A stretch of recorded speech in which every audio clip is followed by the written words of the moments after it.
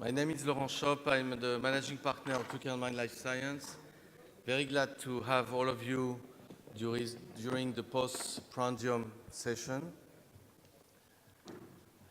I'm glad to moderate this panel with my partner Alexandra. We have today this panel that will last until 3 o'clock, a little bit after, is the Medtech panel. It's one of our two activities in Tuckerman Life Science. And the idea of the panel is how to structure Medtech investment for success. Alexandra, you want to?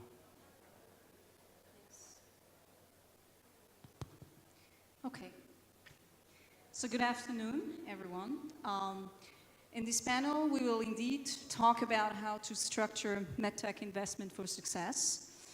One of the mega trends today is the move to value-based healthcare. Growing regulatory pressures for marketing approval are one of the drivers to that. And resources constraints due to investor resetting their expectations. So what does value mean when applied to medical technology? From the side of the investors, what we will hear is that a company's ability to deliver sustainable returns. From the side of the payers, we'll hear it's a technology ability to deliver better health outcomes or save costs. From the providers of care, they will say it could be ease of use or patient acceptance. And from the patient side, it's definitely about ease of use, personalization, portability, and other patient empowering factors. So where do Medtech should put their effort in order to build a successful company? And to answer this question, we are very much honored to have in our panel Laurent, you will start introducing. So I will start by introducing Dr. Florent Gros from Novartis Venture Fund. He's the managing director of this fund based in Switzerland and in the US. And I will ask him to introduce himself with a few illustrations of what Novartis Venture is doing today. Florent. Yeah, in a few words, first thank you for coming today at the panel. So Novartis Venture is one of the largest healthcare equity investment fund. We have about 1 billion under management and invested into, I think, active companies, 60 companies at the moment. And we are 10 investors, investing 2/3 in the US, 1/3 Europe mainly. I'm responsible for European investments.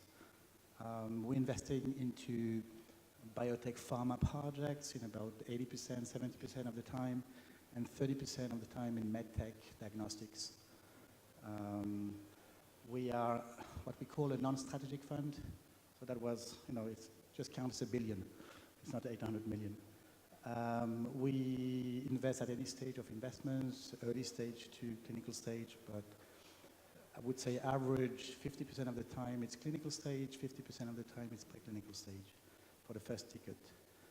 And we are stage agnostic, but we're okay to go quite early.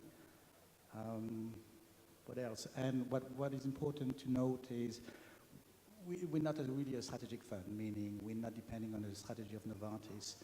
We are making our own choice of investments, independent of the organization. And what drives our investment criteria are, you've seen that on the slide, is really the financial returns. So we act like a private fund, and even the managers have performance-related carry interest. So we're quite different from the other corporate funds in that respect.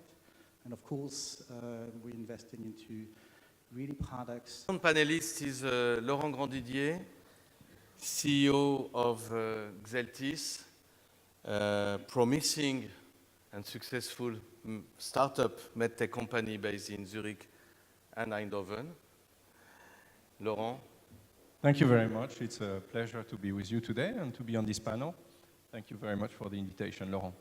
So Xeltis has a very ambitious goal. Today there are, every year, approximately 300,000 people who need a heart valve replaced, and around 800 100,000 that require part of a vessel to be replaced. Today, the materials that are being used for these type of interventions are either plastics or animal-derived tissues.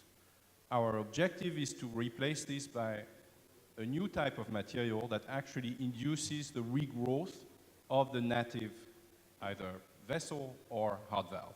So in other words, we're developing bioresorbable heart valves. As you will see in the next slide in a couple of seconds, we're actually focusing right now on pediatric application. And the application we're focusing on more particularly is something called pulmonic valve. So tens of thousands of children are born with very severe heart malformations that require reconstruction of the heart. I'll give you the example of the young girl who's being operated here. She's called Dominica. She's 7-year-old, and she's actually having, on this picture, her second operation. When she was a few months old, she already had open heart surgery, reconstruction of part of the heart, and after a few years, the reconstruction needs to be done again because essentially the grafts that were used before induces some complications. So in very active physiology of children, you have very soon calcification or other types of problems. This child is also on anticoagulant therapy. I mean, this is very horrible situation, and today there is no solution. So our objective is to bring really a lifetime solution to these kids, essentially. So they are operated once, and once in that case, it was an artery that was replaced. Once the artery is replaced by the native tissue, the kid can live their life without needing another operation. So, yeah, the objective is, of course, to have happy children. And then, so maybe a snapshot about the company. So we are headquartered in Zurich, but we have most of our R&D operations and a little bit of manufacturing in Eindhoven in the Netherlands. The technology is actually very interesting. It's a Nobel Prize winning technology called molecular nanotechnology, very fancy word, coming out of the research of two US researchers and one French researcher who is still alive and based in Strasbourg. We are 15 employees, privately owned, financed for the time being exclusively by family offices, and maybe I'll tell more about this later on. And we have established collaboration with two major medtechs on blockbusters. So that's just a few words about what we do. Thank you. Thank you, Laurent. So Tomer Kariv, Managing Partner of Pontifax. Good afternoon. Thank you, everyone, and to our guests who come from abroad. Welcome to Israel. Come more often. Pontifax is a venture capital fund. We started our operations in 2005. We're currently investing out of our third fund. It is roughly $90 million, which is completely insufficient to support our various portfolio companies, which is something I will touch on later in the discussion. If we can move on. Okay, I'll continue talking. Our forte is tackling difficult situations. We are one of the only players that actually do tech transfers from universities and found companies. We're doing that sometimes together with pharma partners. We have a strategic agreement with Roche. Together we've started 6 companies together. But we've done similar ventures with Pfizer, GSK, and I hope with Novartis soon. And we pride ourselves for doing the menial work. We make sure that the R&D is conducted accordingly, that we do the initial analysis. We try to bring the companies all the way to a proof of concept, and then we try and find smarter players to come and lead the companies forward, something we cannot do out of Israel. We traditionally did a lot of hardcore biotech.